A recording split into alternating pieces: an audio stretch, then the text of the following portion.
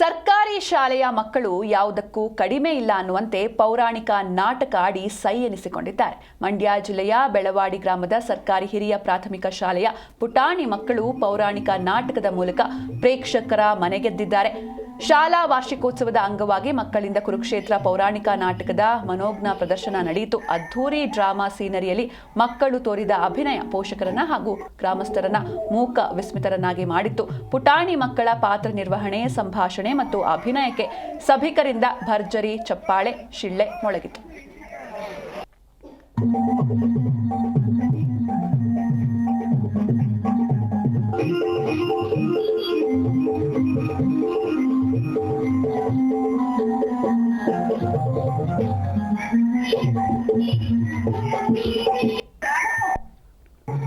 ತುಂಬಾ ಖುಷಿಯಾಗುತ್ತೆ.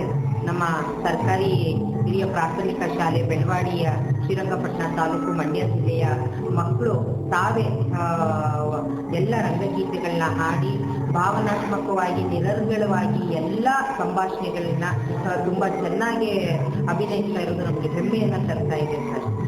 ಒಂದು ಮೌಲ್ಯಗಳನ್ನ ನಮ್ಮ ಮಹಾಭಾರತ ಮತ್ತು ರಾಮಾಯಣದಿಂದ ನಾವು ಅನೇಕ ಮೌಲ್ಯಗಳನ್ನ ನಾವು ಕಲಿತೇವೆ ಸರ್.